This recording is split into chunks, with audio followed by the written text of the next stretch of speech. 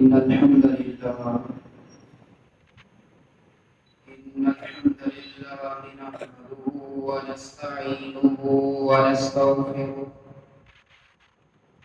ونعوذ بالله من شرور أنفسنا ومن سيئات أعمالنا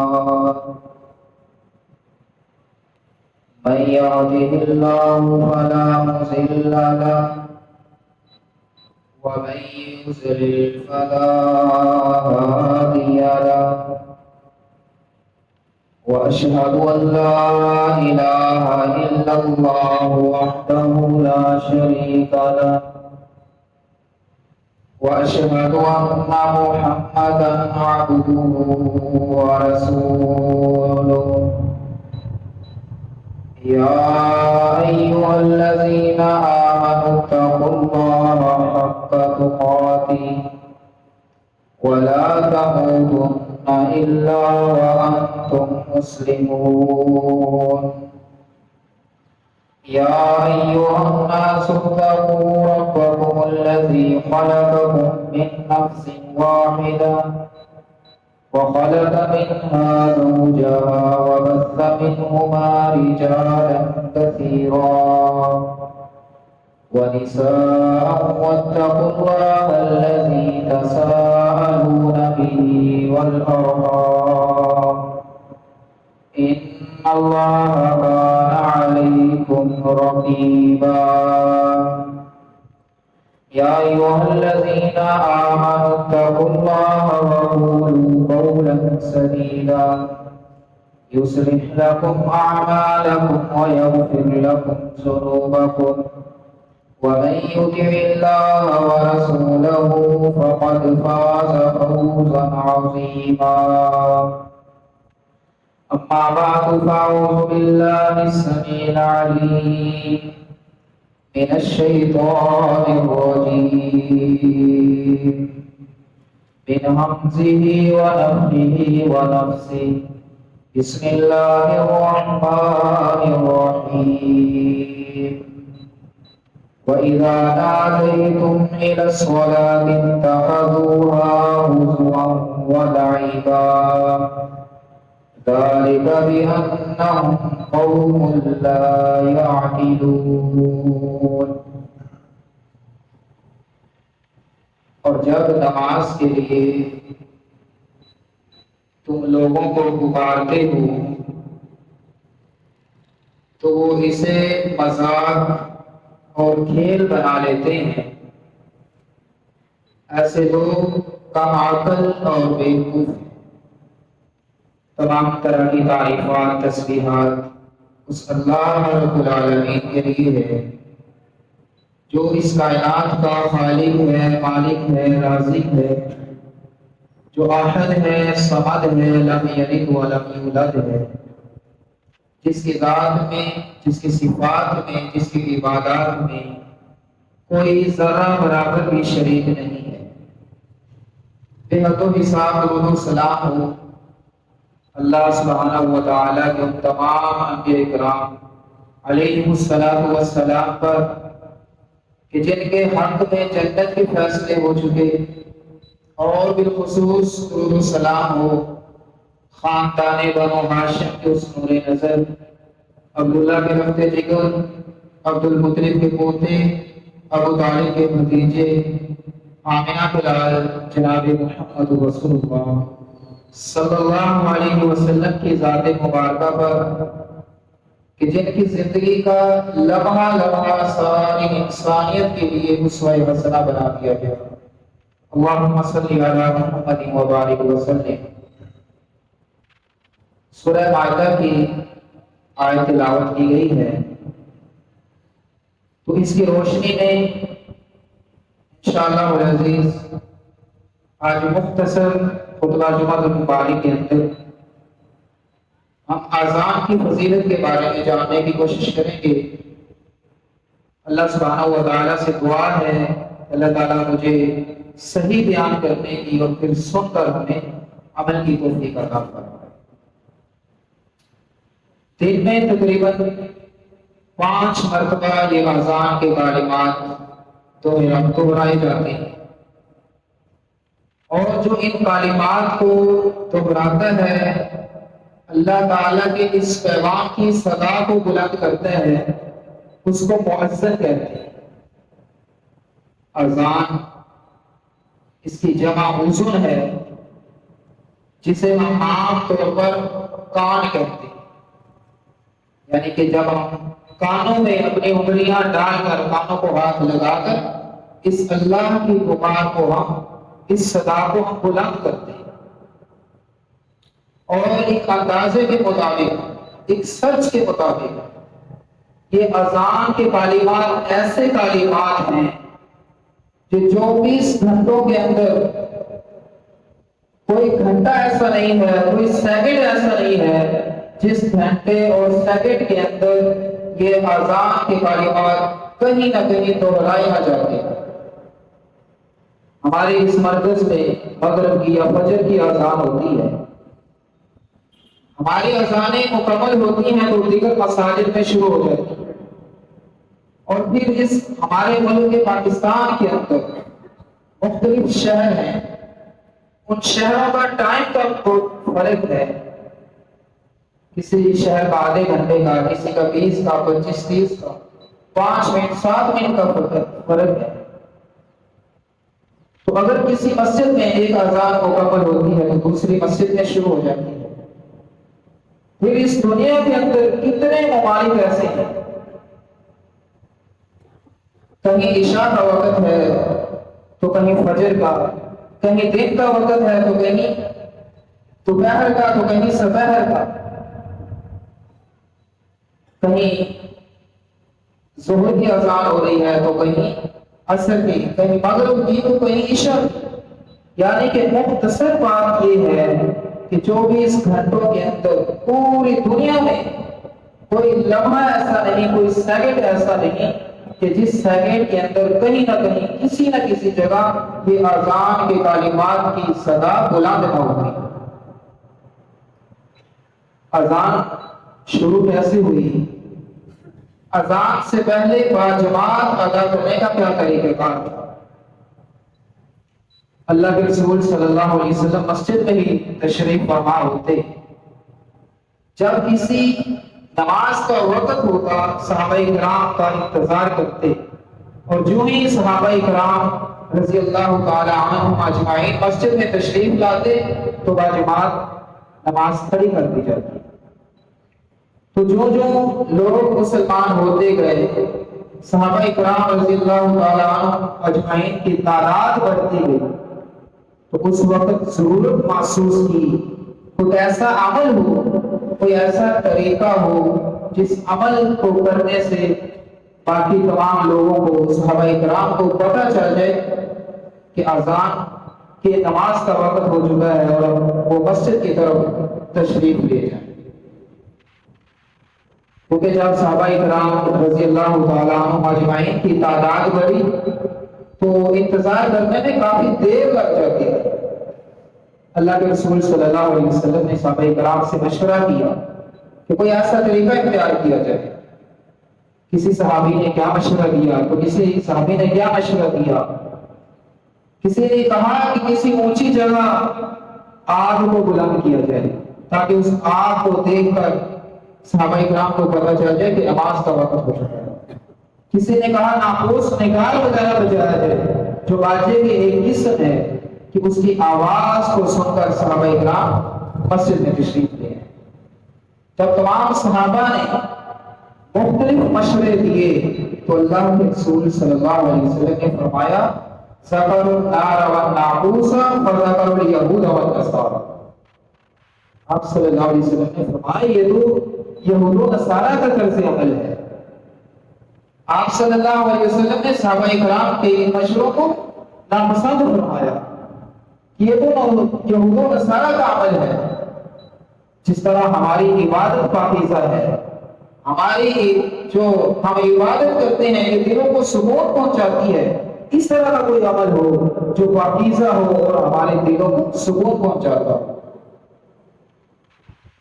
لہذا اللہ کے رسول صلی اللہ علیہ وسلم نے کسی بھی صحابی کا کوئی مشورہ نہیں مانا، دل مطمئن نہیں ہوا، تمام صحابہ کرام رضی اللہ تعالیٰ اپنے گھروں کو چلے جاتے ہیں۔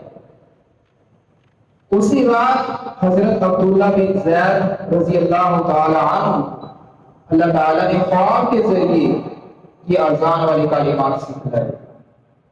جب یہ خواب دیکھتے ہیں، اذان کے کلمات سنتے ہیں، تو صبح کو اللہ کے رسول صلی اللہ علیہ وسلم کو یہ خواب والا معاملہ بیان کرتے ہیں، کہ اذان کے کلمات سناتے ہیں۔ حضرت عبداللہ بن زید رضی اللہ تعالیٰ عنہ اپنا یہ خواب سنا ہی رہے ہیں، اذان کے کلمات اللہ کے رسول صلی اللہ علیہ وسلم کو سنا ہی رہے ہیں، کہ اتنے میں حضرت عمر رضی اللہ تعالیٰ عنہ آتے ہیں، فرماتے ہیں یا رسول اللہ صلی اللہ علیہ وسلم قد رأیت مثل الذی، اے اللہ کے رسول صلی اللہ علیہ وسلم اس جیسا خواب میں بھی دیکھتا ہوں، میں بھی خواب کے اندر دیکھتا ہوں کہ یہ جو اذان کے کلمات ہیں، میں بھی اپنے خواب کے اندر ان کلمات کو میں نے بھی سنا ہے۔ آپ صلی اللہ علیہ وسلم نے فرمایا رَعَا وَلَكِنَّهُ سَبَقَنِي، آپ نے فرمایا اے عمر، تیرا بھائی عبداللہ بن زید سبقت لے گیا، کہ اس نے سب سے پہلے آ کے یہ خواب سنایا۔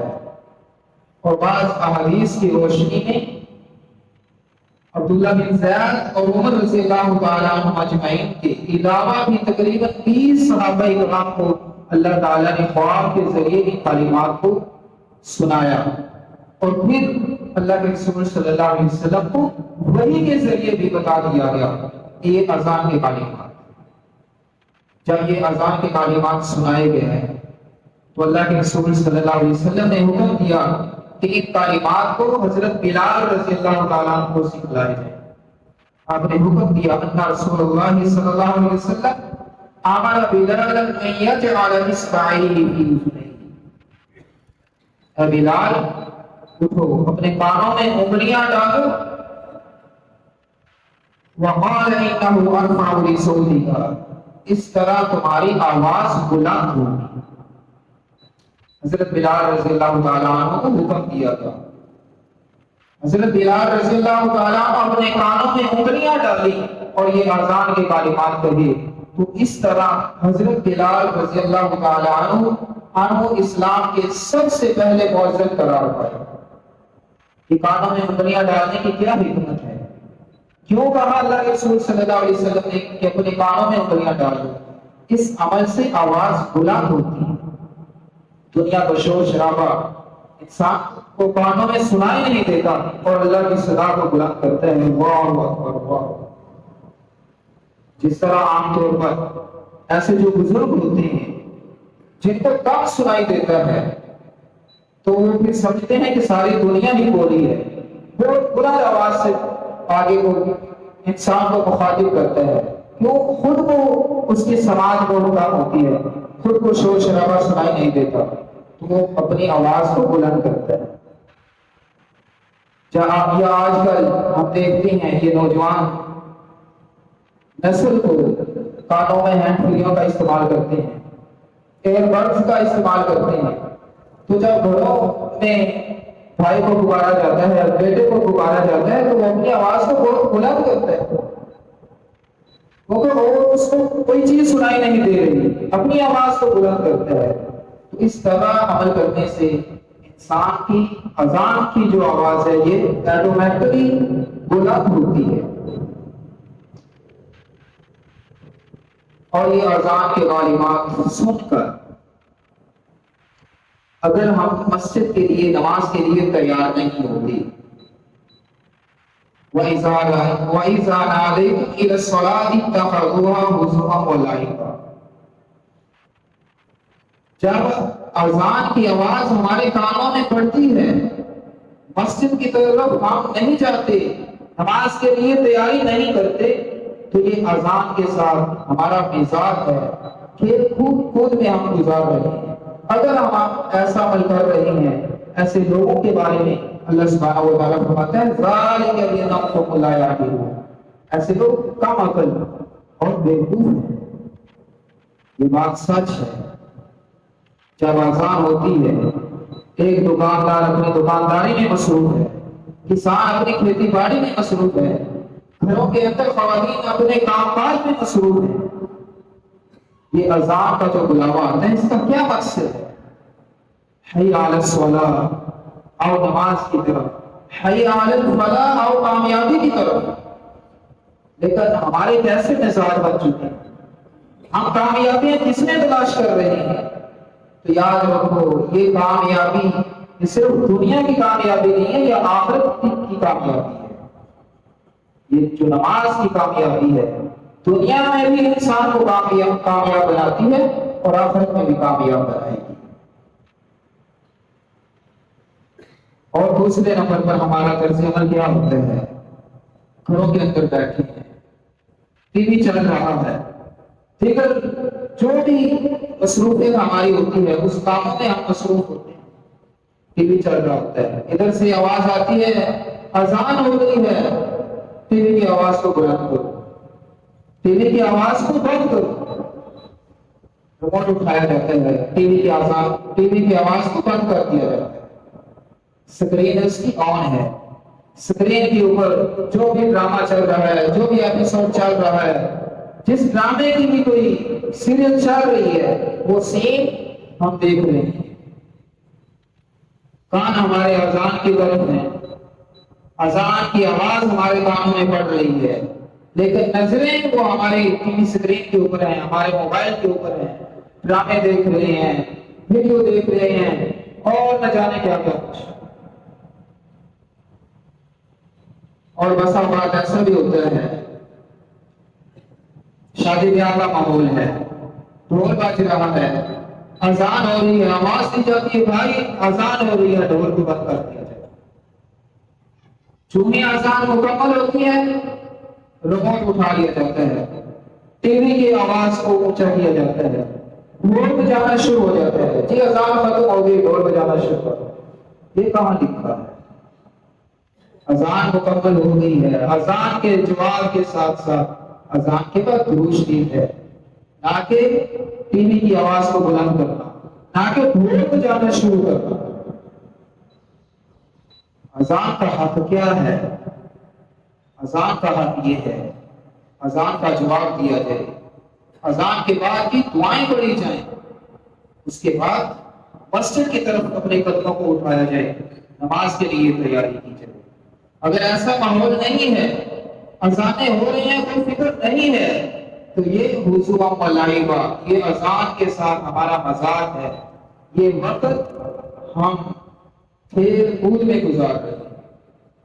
اور اگر ایسا عمل ہے، اپنی من مرضی ہے، اذان ہو رہی ہے، اپنے اپنے کاموں میں مصروف ہیں، تو ایسی صورتحال میں اللہ سبحانہ و تعالیٰ فرماتا ہے افرأیت من اتخذ الہہ ہواہ، کہ آپ نے ان لوگوں کو نہیں دیکھا جنہوں نے اپنے خواہش نفس کو اپنا معبود بنا لیا.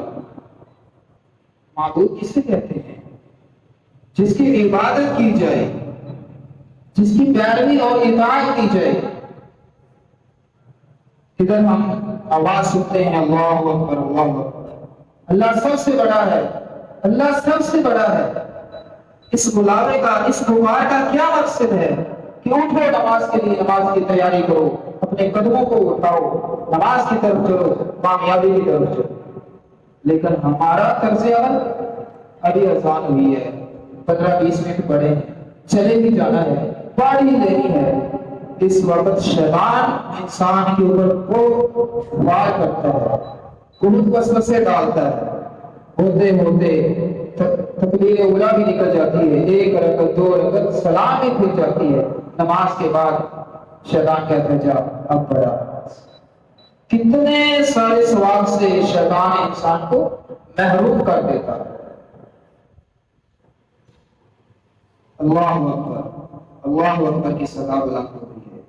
ادھر ہم اپنے نفس کی پیروی کر رہے ہیں، اپنے نفس کی اطاعت کر رہے ہیں. ایک طرف اللہ کا حکم ہے، اگر ہم وہ پیچھے چھوڑ رہے ہیں، اپنی خواہشات کے پیچھے لگے ہوئے ہیں، تو یہ بہت بڑا شرک ہے، بہت بڑا شرک ہے.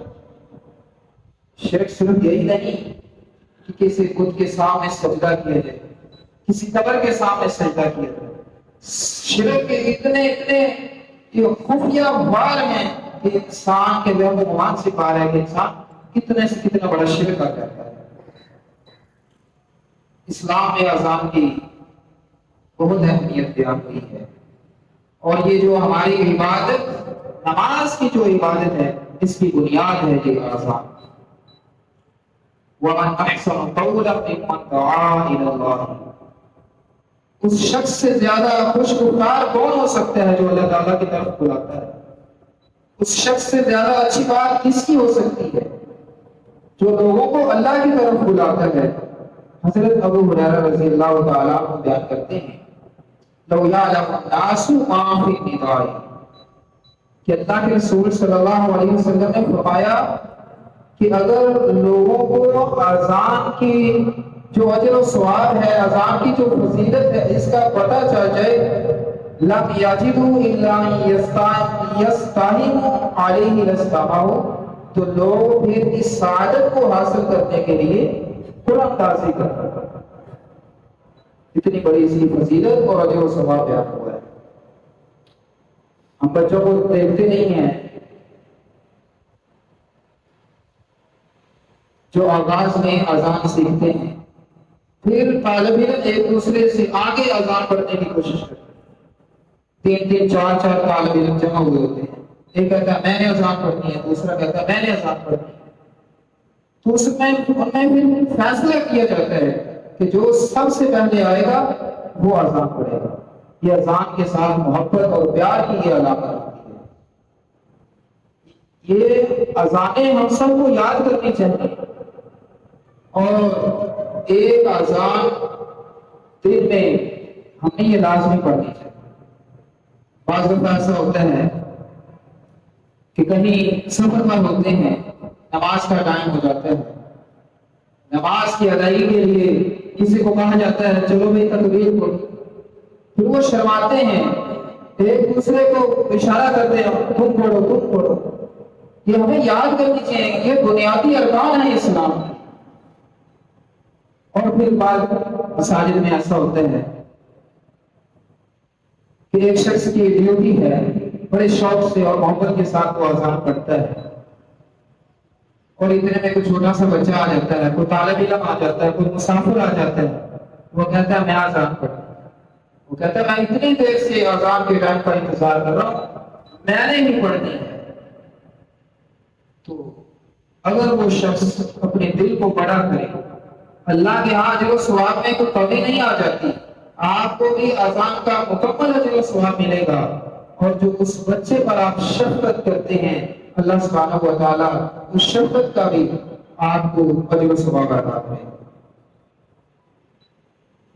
اس کے بعد اللہ کے رسول صلی اللہ علیہ وسلم نے فرمایا المؤذنون اطول الناس اعناقا یوم القیامہ، یہ جو مؤذن لوگ ہیں، یہ جو اللہ کی صدا کو، اللہ کی پکار کو دن میں 5 مرتبہ بلند کرتے ہیں، تو کل قیامت کے دن ایسے لوگ اس حال میں پیش کی جائیں گے کہ ان کی گردنیں لمبی لمبی اور اونچی اونچی ہوں۔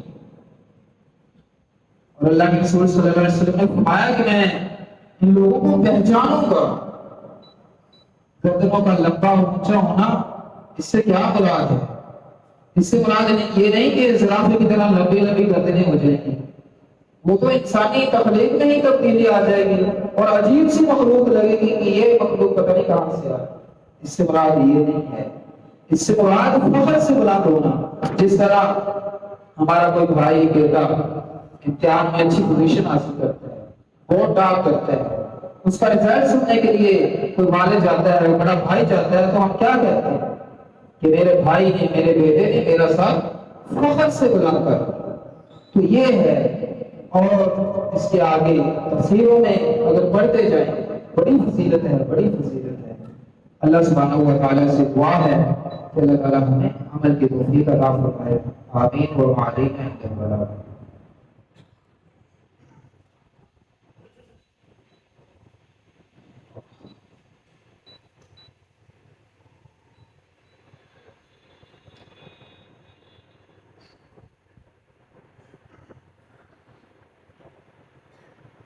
الحمد للہ رب العالمین والعاقبۃ للمتقین والصلاة والسلام على أشرف الأنبياء والمرسلين اللهم صل على محمد وبارك وسلم اللهم ربنا آتنا في الدنيا حسنة وفي الآخرة حسنة وقنا عذاب النار ربنا ظلمنا أنفسنا وإن لم تغفر لنا وترحمنا لنكونن من الخاسرين ربنا لا تزغ قلوبنا بعد إذ هديتنا وهب لنا من لدنك رحمة إنك أنت الوهاب اللهم اشفنا كل مريض اللهم اشفنا كل مريض اللهم أنت الشافي لا شفاء إلا شفاءك شفاء لا يغادر سقما سبحان ربك رب العزة عما يصفون وسلام على المرسلين والحمد لله رب العالمين